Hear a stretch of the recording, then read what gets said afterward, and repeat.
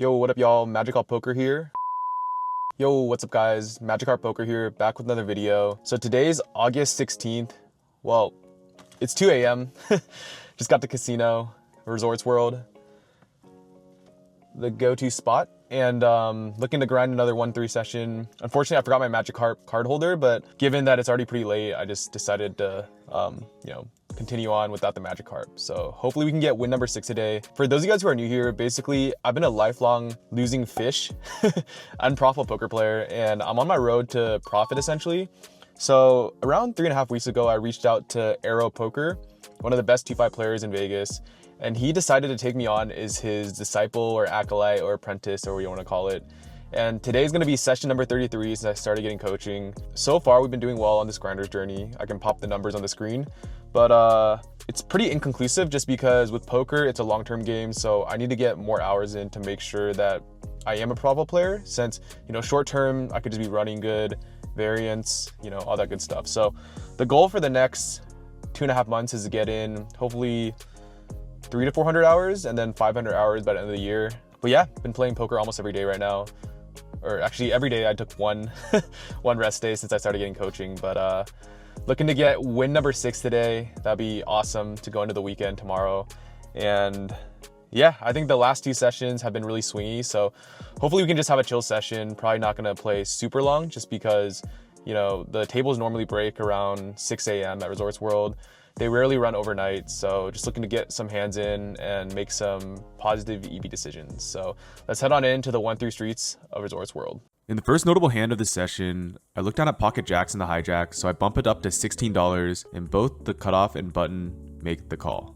The flop comes queen 8-10 rainbow, so since I'm out of position, I go ahead and just check, as this board is pretty wet, being so connected with the queen out there. The cutoff bets $30, the button makes the call. With the gut shot, I go ahead and make the call.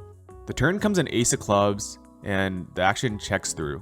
The river is the perfect card as it comes the king of spades, giving us the nuts. So I go ahead and lead now for $100, and the other 2 players get out of the way. I definitely think I lost value here. I feel like this is such a polarizing bet size. I know it's only like a little over 2/3 pot, but on this wet of a board texture, maybe someone can call it with 2 pair, but given the action check through on the turn, I feel like I should have just went for a value sizing. I would have liked a 1/3 size pot bet instead, just to milk some value out of any 1 pair type of holding, but happy to hit the river and take this pot down. Around 50 minutes later, we have our next notable hand. At this point, we actually switched tables, and the new table was a pretty fun one. I feel like there's decent action. We had the straddle going, so I go ahead and straddle under the gun $6 in this hand as I'm under the gun. The low jack bumps it up to $25. The hijack and button both make the call, and I go ahead and defend my straddle. The flop comes 4-10-8 with 2 hearts, so we flop middle pair with the backdoor club and straight draw. So I go ahead and check, and the action checks through. The turn is a queen of diamonds, which doesn't really help our hand, so I go ahead and check. The low jack and hijack both check. The button bets $30, and for whatever reason, I make the call here. I don't know why. I think in hindsight, I was trying to target a player, which is obviously not the move. I felt like there was a guy that was, definitely, let's just say he was wearing like I forgot how much the watch cost. It was like hundreds of thousands of dollars watch, and he drove over like a Lambo or some sports car from LA. And I was trying to get involved with him, but anyways, I make a loose call, hoping to hit trips or 2 pair, and then both the low jack and hijack make the call. The river is a 9 of diamonds, now putting 4 cards to a straight, so basically any jack makes a straight here, and jack king has the nuts. I go ahead and check. The low jack bets $65, the hijack folds, the button calls, and I go ahead and fold my very weak pair here. The low jack shows jack king suited for the nuts, and the button shows queen jack, so basically they both had straights and one had a bigger straight, and we lose this hand. Honestly, given the way this action played out, I should have just folded on the turn since I was basically just drawing very thin. Even if I hit 2 pair on this wet board texture, I feel like, someone could just make a straight here with everything going on. So really don't think I played this hand well on the turn. 50 minutes later, we have one of the most bizarre hands I've ever seen. And the reason I say this is because the opponent in this, he like sits down pretending not to know the rules. And then I felt like he, would bet and like do the classic like shove his whole chip stack into the middle. So he bought in like short 100, and then every time he played a hand and was like betting super hard, he had the nuts pretty much. Let's just say he left this table with like 600 or something within an hour. But he kept saying like, He didn't know the rules. And we were thinking like, oh, this guy is like, there's no way this guy's like acting for so long. But spoiler, I actually played with him in a later day and I saw him not really knowing what he was doing. So I think he was just like running well. But I only say all this information since it influences how I play in this hand. So basically we're in the big blind. We have 3 limpers and then we look down at 8-7 offsuit. So we go ahead and just check our option. The flop comes 7 ace 7 with spade draw on board. So we flop trips. I go ahead and bet $10 just to try to build the pot. The hijack folds. The cutoff, who's the player I was just describing, now raises it, but just a min raise to $20. The small blind folds, and I go ahead and just make the call.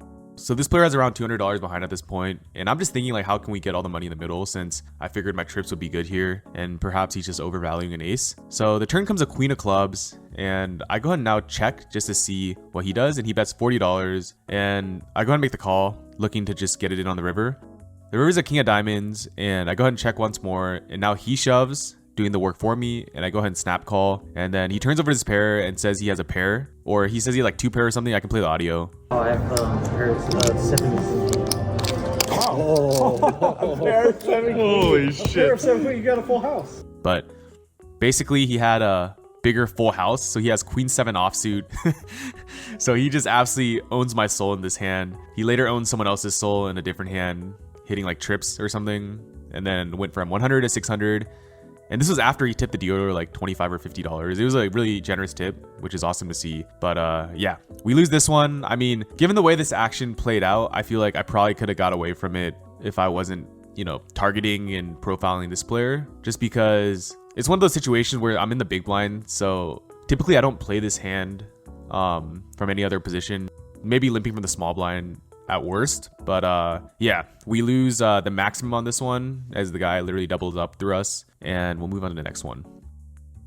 So in this next hand, the undergun straddles on for $6. Undergun +1 calls. The hijack bumps it up to $20. The cutoff calls. I look down at the lucky ladies on the button, so I 3-bet to $85. The big blind calls. The undergun straddle folds. The undergun +1 calls, the original razor folds, and then so does the cutoff. So going 3 ways to the flop of 4-5-5 rainbow. So when the action checks to me, I just go ahead and c-bet for a little over 1/3 size pot bet of $120, and we take this one down. I'm happy with how I played this one. I feel like my sizing was correct pre-flop, and on the flop, I think maybe I could have just bet 100, just because it's a pretty dry flop, unless someone has like 6-7 or a 4. Or like a pocket pair. There's not too much going on here. I feel like with these paired boards, it's either like nutted or nothing for the most part. So yeah, I feel like this is a pretty standard 3-bet, c-bet, take it down, right? I think in general, you know, a lot of the value of 3-betting and just taking the aggression lead is, let's just say I have ace king here. If I go ahead and c-bet that same amount and they were holding the same cards, then they would have folded and we would have took it down with just ace high. So I feel like this is a pretty common situation you run into, especially in 1-3 no limit, where for the most part, a lot of players just play face up and they're not really capable of like bluffing you off hands or calling down light. Of course, you'll run into the occasional like solid player or like capable player, but I feel like you usually run into those type of players higher up, like 2-5, 5-10 plus. So yeah, just wanted to show this hand because I was happy with my 3-bet sizing and just overall play. So just a few minutes later, the button straddles on for $6. The under the gun raises at $21. We look down at queen 9 suited and call from the cutoff. The button straddle folds and both blinds come along. The flop comes 9-2-6 with 2 clubs. The action checks over to the under the gun original raiser who c-bets for $15. And I guess everyone had a piece of this board as all 3 of us make the call. The turn comes a 3 of diamonds, which is a great card for us since it improves our top pair to a flush draw. So when the action checks over to the undergun again, he continues for a very small sizing of $25, which seems really weak. With top pair as well as a flush draw, I go ahead and bump it up to $60, and the small blind makes the call. The big blind folds, and the undergun also makes the call. The river's an 8 of hearts, which isn't really what we were looking for. We're looking for either a queen 9 or diamond. So the action actually just checks through. The small blind shows 10-6, the under the gun shows jack 9, and we take it down with queen 9 suited. So as you can just see from this hand though, the under the gun had raised with jack 9 offsuit, which kind of shows like the dynamic. I feel like there's a lot of loose action and it was a pretty splashy game in general. Really good game and happy to take this one down.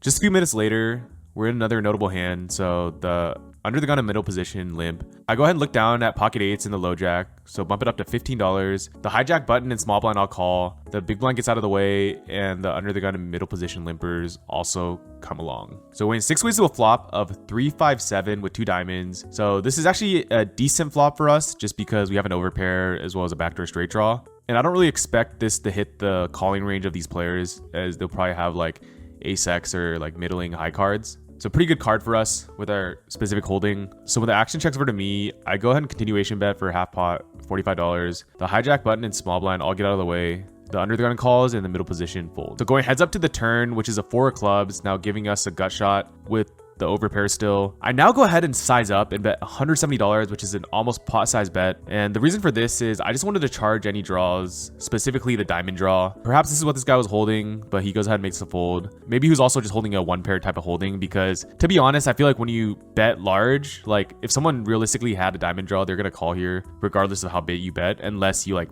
make it absurd and like shove or something, like, you know, overbet super large. So yeah, I think my line here is fine. Had I gotten raised on the flop, I would have either, you know, made a call depending on the raise size, or just folded if it was like too large, because that just shows like flop straight or set. But yeah, we take this one down and we move on to the next hand. So around 30 minutes later, we have our last notable hand of the session. The undergun opens at $15. The hijack and cutoff both call. I look down at king jack offsuit on the button, so I make the call. The small blind gets out of the way and the big blind comes along. The flop comes king queen 2 rainbow, so when the action checks over to us, we go ahead and bet $30 with our top pair, which is a little over a 1/3 size pot bet. The big blind and undergun get out of the way, the hijack calls, and the cutoff folds. So going heads up to the turn, which is a 9 of hearts, not really changing too much unless this person was holding 10 jack, had an open ender. The hijack checks over to me, and I go ahead and bet $45, assuming we have the best hand here, and he goes ahead and makes the call. The river is a 3 of clubs, which shouldn't change much, so when the hijack checks over to me, I just check back.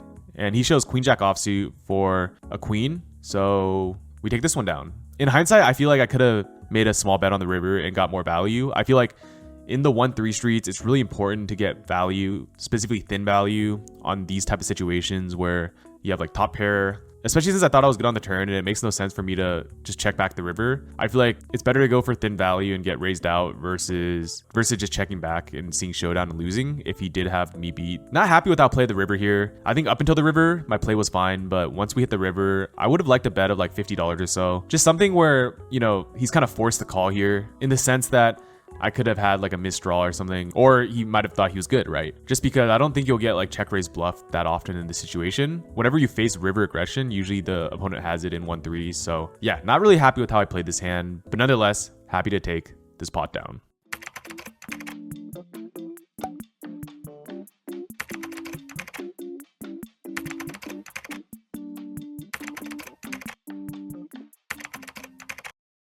So the first notable hand of this session, we have the under the gun straddle on for $6. The low jack, hijack, and button all call. The small blind folds and the big blind calls. I look down at pocket sixes and go ahead and check my option here. The flop comes ace 7-9 with 2 clubs. I go ahead and check and the action checks through. The turn is the card we're looking for, 6 of diamonds, improving us to a set. So when the big blind bets $20, I go ahead and raise it up to $50. The low jack and hijack fold, and the button as well as the big blind both make the call. The river is a 7 of diamonds, giving us a boat. So when the big blind checks over to us, I go ahead and bet $160, and this price is too much as the button and big blind both make the fold. I'm not a big fan of my river bet just because I feel like I should have gone for some thin value, maybe a 3rd size pot bet, just to get paid off by any ace-x type of holding. So yeah, we lose out on some value on the river, but glad to take this pot down. The next hand of note is around 2 hours later. The under the gun opens to $18. The cutoff calls. I look down at pocket kings on the button, so I 3-bet to $70. Both blinds get out of the way. The under the gun original raiser folds, and only the cutoff makes the call. The flop comes 7-2-8 with 2 clubs, so this board seems better for my opponent's range, given that he's the caller. So when he checks over to me, I go ahead and bet $110. A pretty hefty bet, mainly looking to charge any club draw here, and the cutoff makes the fold.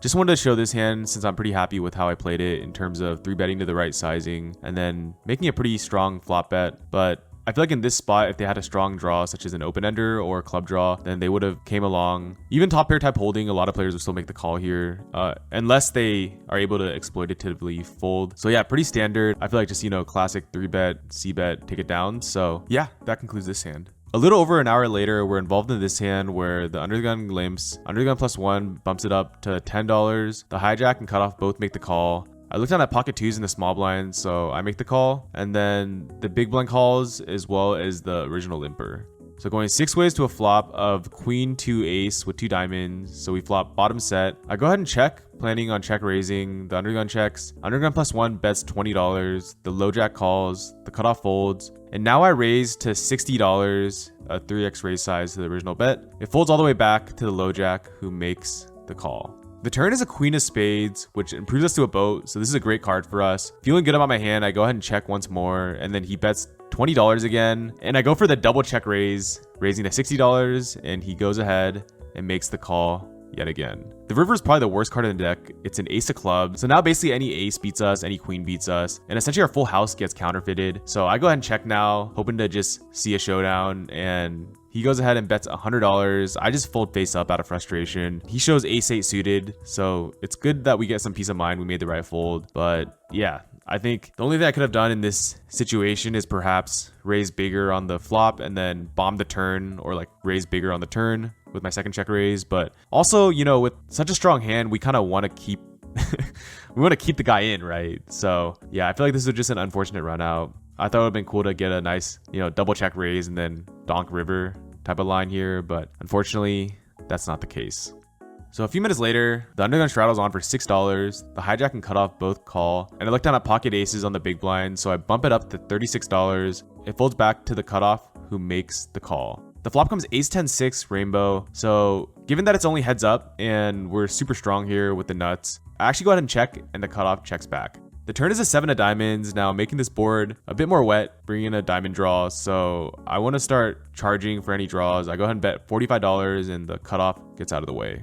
In this specific spot, I feel like you can make the argument that I could have just c-bet the flop small, but I feel like checking here also works as well, just for deception. Nonetheless, in this specific situation, I don't think the opponent could have really called anything, given that he didn't call the turn bet. So yeah, I feel like my line here is fine, and just happy to take down this decent sized pot, right? Since it's a 3-bet pot with some dead money from the straddle and callers. Around 30 minutes later, the undergun straddle is on for $6. The button makes the call, and I look down at king queen offsuit in a small blind, so I go ahead and bump it up to $20. The big blind now shoves his short stack for $124. The under the gun and button both fold, and I don't know why. This should honestly be a fold, but I made the call in this situation. The runout comes 2, 6, 8, 3, jack. So we're just sitting here with king high, and there's actually a reason we didn't hit any pair here, and that's because the opponent has the exact same hand as us for king queen offsuit, so extremely relieved. In hindsight, this was an absolute terrible call. I feel like I'm only in the pot for $20, and I have to call 104 more. Usually when people shove short stack, they have at least a pair. At best, I'm probably flipping, so I kind of had the best case scenario where it's just a chop. So yeah, just wanted to feature this one because I feel like this is a huge mistake. Like, yeah, we got lucky here, but as Coach Arrow says, we want to run hands over a larger sample size, such as like, if you replay the hand 10 times, how often do you hit it? And I don't think king queen offsuit's a good hand to call this with. I think you'd want at least ace king offsuit or ace king suited. Maybe you can make the argument king queen suited depending on the opponent type, but yeah, not happy with my play, but we'll take the outcome. Around 10 minutes later, we have our last notable hand of this session. The button straddle is on for $6. We look down at pocket fives in the cutoff, so we bump it up to $20. The blinds get out of the way, and the button defends his straddle. The flop comes 4-2-3 with 2 clubs, so I go ahead and bet $25. The button raises to $64, and with my overpair and open-ended straight draw, I'm not going anywhere, so I go ahead and make the call. The turn is the 2 of diamonds. I go ahead and check, and the button checks back. The river is a 7 of diamonds. Now bring in the diamond draw. So I go ahead and check again, hoping to get to showdown, which is exactly what happens is my opponent checks back. He shows 3-4 offsuit for the flop 2 pair, which got counterfeit on the turn, and we take this pot down. So shortly after this hand, the table pretty much breaks, as it's just me and the guy that was in the pocket vice hand. I actually think this hand was like 3-handed, and then this guy wanted to keep playing, so I decided to play him heads up. I feel like we were playing pretty big pots as he was raising large and pretty splashy. I mean, in heads up, you just play more hands unless you're playing against like a nit. but this guy was definitely not nitty. And I'm not gonna lie, I was connecting with the deck, just hitting my cards, and we actually end up cleaning him out for the rest of his chips, and then he rebuys for 200 bucks, and then we take his stack again, just over a series of heads up hands. I didn't really cover much just because it's so fast paced, but it actually got to the point where he was so upset and tilted that he made some comments saying if this wasn't in a casino, he would just assume that this game was rigged, because I will say I was running really well, hitting like trips, just basically connecting with the deck, right? And then he was getting really mad. Of course, I felt like there's also like, an element of skill in this specific case, because there were times I bluffed him. I wasn't hitting the deck every single time. I bluffed him sometimes, but when I did showdown, I had really strong hands. So he was just really upset. And then I want to flip at the end for the rest of his second buy-in. So yeah, he was just steaming. I actually apologize, which I don't think I need to apologize, since, in poker, like the whole point is like to take the opponent's money. So not sure why I apologize. I need to get rid of that mindset. I feel like something I learned recently is you can also like never trust what people say at the poker table. I feel like I'm generally someone that just kind of is pretty trustworthy or trusting, I guess. But in the case of poker, right, I feel like anything goes. But yeah, we actually end up booking a pretty massive win. So let's cue the outro. Just finished my session here at Resorts World. It was a pretty crazy one, actually. So it started with me getting recognized, actually, from a super nice guy. I think he's from Denver. Forgot his name, but he was fun to play with. And yeah, honestly, I started off playing really well.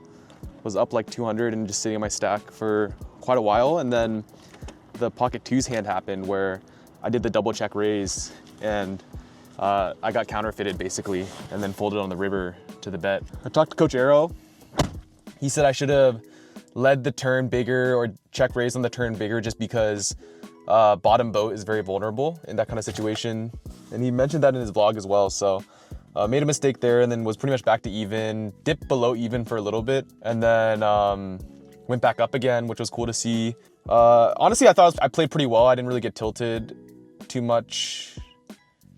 It helps to not like go down too much, like in terms of tilt. And then we lost players. We started playing three-handed, a little bit outside of my comfort zone, because back when I was like a losing player, I feel like three-handed was when I would absolutely get eaten up by other players that were like sharks for whatever reason. And then it dropped down to two-handed, and I was playing this one guy who is like a poker addict, like poker monster. And he's always playing, he's like raising so aggressively.